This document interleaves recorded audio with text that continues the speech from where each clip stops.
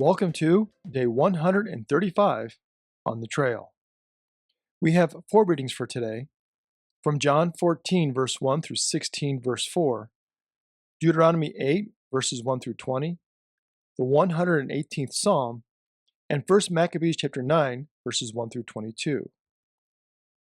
We begin today with Psalm 118, one of the Hallel Psalms, or Psalms of Praise. Traditionally, the Hallel Psalms were sung during the Passover celebration. In fact, we first heard a verse from this psalm when Jesus entered Jerusalem. From Matthew 21, verse 9. The crowd that went ahead of him and that followed him were shouting, "Hosanna to the Son of David! Blessed is the one who comes in the name of the Lord! Hosanna in the highest heaven!"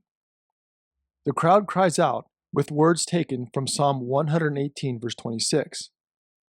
Now, as I said, Psalm 118 is a song of praise and thanksgiving for God's victory and deliverance over the oppressors of his people. Also, this is most likely the psalm that Jesus and his disciples sang on their way to Gethsemane, after the betrayal of Judas and before Jesus is arrested and the disciples scatter into the night.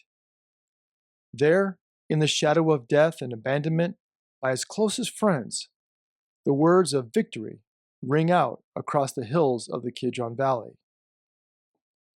From Psalm 118, verse 7, I shall not die, but I shall live, and recount the deeds of the Lord.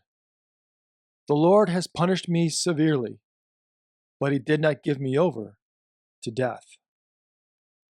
And then also, beginning in verse 21, I thank you that you have answered me and have become my salvation. The stone that the builders rejected has become the chief cornerstone. This is the Lord's doing. It is marvelous in our eyes. As we see Jesus and his disciples travel the road from the upper room to Gethsemane that night, the symbolism and even the irony that we hear in Psalm 118 is powerful. Jesus is about to be rejected by his people and abandoned by his closest followers. Yet, it is through his rejection, suffering, and death that God will achieve victory, once and for all, over death and darkness. The cornerstone that is rejected will indeed become the chief cornerstone.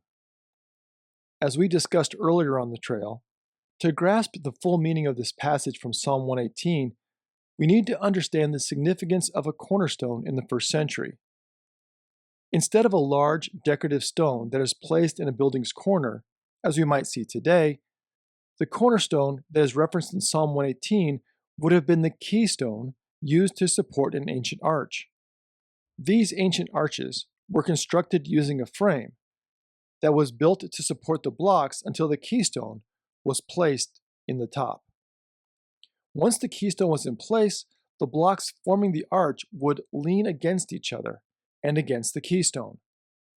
The keystone was the central block that kept the arch from collapsing, so that when the frame was removed, the arch would stand. Without the keystone, the entire arch would fall in on itself. Jesus is our keystone. He holds our life, his people, and our community of faith together. He is the one that we rely upon for our lives, our future, and our hope. Turning now to the Gospel of John. After the departure of Judas, Jesus shares his final instructions and encourages his disciples in John 14 through 17. Today, I would like to focus on the powerful and final I am statement from Jesus. Beginning in John 15, verse 1, Jesus says, I am the true vine, and my Father is the vine grower. He removes every branch in me that bears no fruit. Every branch that bears fruit, he prunes to make it bear more fruit. You have already been cleansed by the word that I have spoken to you. Abide in me as I abide in you. As the branch cannot bear fruit by itself unless it abides in the vine, Neither can you unless you abide in me. I am the vine. You are the branches. Those who abide in me, and I in them, bear much fruit, because apart from me, you can do nothing. The imagery Jesus uses here is both familiar and straightforward. In order to thrive and produce grapes, each branch must be connected to the larger vine. If a cluster breaks away from the vine, it is immediately cut off from the nutrients it needs to survive and begins to wither and die under the blazing heat of the sun. Jesus tells us that our relationship with Him and the Father, who is the vine grower, is like that cluster of grapes. We cannot hope to bear fruit for the kingdom by our own effort or resources. However, if we stay connected to Jesus and His Spirit, we will bear fruit because of His power and graciousness.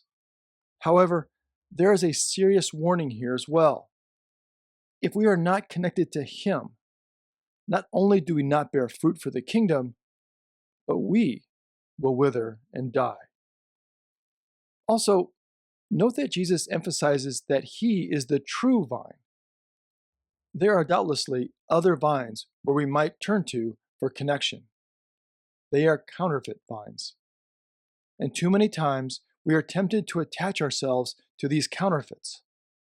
Now, these may be different for each one of us, and I'm sure we can name them. But when we attach ourselves to these counterfeits, we find ourselves empty and unsatisfied. There is only one true vine that we can draw true life from.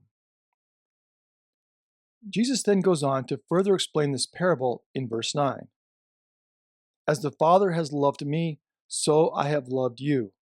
Abide in my love. If you keep my commandments, you will abide in my love, just as I have kept my Father's commandments and abide in His love. Jesus uses an interesting Greek word here to describe this connection, meno, which means to remain or to continue to exist. This is not a momentary connection, or one that we revisit from time to time, maybe in a moment of need. We are called to abide, meno, in His love. This is an eternal relationship with Him that begins now. Jesus tells us that He knows that kind of abiding love. He abides in the Father's love for Him, and He calls us to abide in His love in the same way. Now, please do not run past this earth-shattering, life-forming statement. The God of the universe wants us to abide, remain eternally connected to His love with each passing moment. This statement from Jesus in John 15 reminds me of Michelangelo's painting, The Creation of Adam. Notice how Michelangelo depicts the hands of God and Adam.